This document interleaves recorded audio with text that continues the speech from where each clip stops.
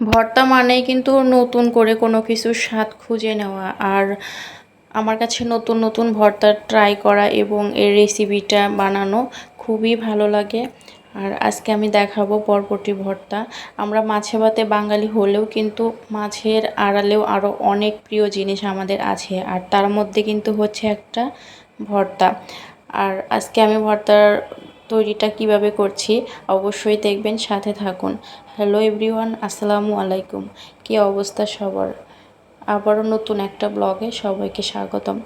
আর আজকে বরবটি ভর্তার জন্য এখানে 250 গ্রাম আমি বরবটি নিয়েছিলাম। আপনারা পরিমাণ মতো আপনাদের অনুযায়ী নিয়ে নেবেন। আর বরবটিগুলোকে এরকম ছোট ছোট করে কেটে নিয়েছি।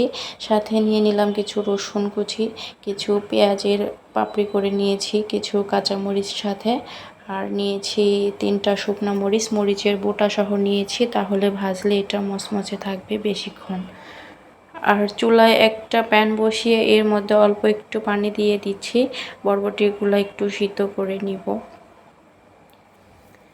এই তো পানিটা একটু গরম হয়ে আসলেই দিয়ে দিলাম এর ভিতর বরবটি। আর এখানে লবণ, হলুদ, মরিচ কিন্তু কোনো কিছুই আমি ব্যবহার করিনি, শুধু বরবটি আর অল্প একটু পানি দিয়ে একটু নেড়ে চেড়ে আমি ঢাকনা দিয়ে ঢেকে দিব। 3 থেকে 4 মিনিট এটা কিন্তু মিডিয়াম চুলার আঁচে রাখলেই সিদ্ধ হয়ে যাবে। এ তো ফিরে আসছি 4 মিনিট পরে, প্রায় সিদ্ধ হয়ে এসেছে। আর মাঝখানে আমি একবার নাড়া দিয়েছিলাম, উপরের গুলা নিচে দিয়েছি এবং নিচের গুলা উপরে নিয়ে এসেছি। এতে আমার পানিটাও শুকিয়ে গিয়েছে, আমার বরবটিটাও সিদ্ধ হয়ে এসেছে। এখন নামিয়ে নিব এগুলাকে। নামিয়ে ওই প্যানের ভিতরেই আমি এতো বরবটিগুলো নামিয়ে ঠান্ডা হতে রেখেছি। আর ঠান্ডা হতে হতে আমার এদিকে বাকি কাজ শেষ হয়ে যাবে। আর চুলায় একটা প্যানের ভিতরে আমি রসুন, পেঁয়াজ এবং কাঁচামরিচ সব একসাথে দিয়ে হালকা ভেজে নেব। খুব বেশি পরিমাণ ভাজবো না, আবার একদম কাঁচাও না, এই পর্যায়ে এগুলাকে ভেজে নেব। তো পানিটা শুকিয়ে গেলে এর মধ্যে দিয়ে দিচ্ছি সরিষার তেল, যেহেতু ভর্তা মানে কিন্তু সরিষার তেল, আর সরিষার তেলের ভর্তাটাই খেতে কিন্তু বেশি মজা, তাই আমি এখানে সরিষার তেল দিয়ে দিলাম। তো দিয়ে একটু নেড়েচেড়ে এগুলাকে ভেজে নামিয়ে নেব। দেখতেই পাচ্ছেন আমি কি পরিমাণ ভেজেছি, এরকম করে জাস্ট একটু হালকা ব্রাউন কালার আর গায়ে ফোস্কার মতো দাগ চলে আসলে আমি নামিয়ে নিব। আর শেষে আমি হচ্ছে শুকনো মরিচগুলো ভেজে নিচ্ছি। আর এখন এটা ঠান্ডা হয়ে গিয়েছে, আর একটা ব্লেন্ডারের জারে আমি এটাকে পেস্ট করে নেব।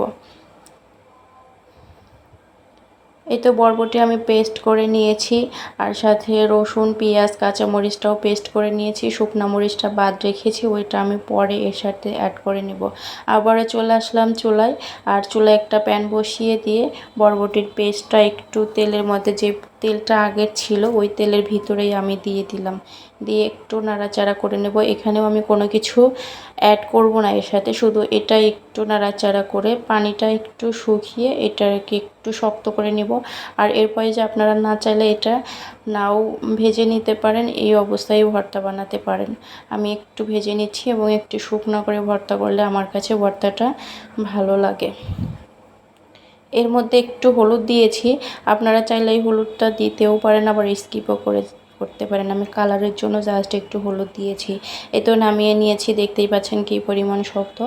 আর শুকনো মরিচ লবণ দিয়ে ডলে নিয়েছি, সাথে রসুন, পেঁয়াজ এবং মরিচের পেস্টটা এর সাথে মিশে লবণ দিয়ে মেখে নেব। এভাবে সবগুলো উপকরণ দিয়ে এখন মাখিয়ে লবণটা দেখে নেব ঠিক আছে কিনা। এই তো আমার ভর্তাটা হয়ে গেছে, একটু পরিবেশন করে দেখাচ্ছি। আর নতুন নতুন ভর্তা কিন্তু আপনারাও ট্রাই করবেন, অবশ্যই করবেন। এটা নতুন কিছু না, সবাই করে থাকেন, জাস্ট প্রসেসিংটা একটু সবার থেকে আলাদা হয়ে থাকে, এক একজনের এক এক রকম। আর আজকে আমার এই পর্যন্তই ছিল। কেমন হয়েছে অবশ্যই কিন্তু জানাবেন এবং করে রিভিউ দেবেন। আর আমার জন্য দোয়া করবেন, আপনাদের জন্য দোয়া থাকবে। কথা হবে আগামী ব্লগে। আল্লাহ হাফিজ।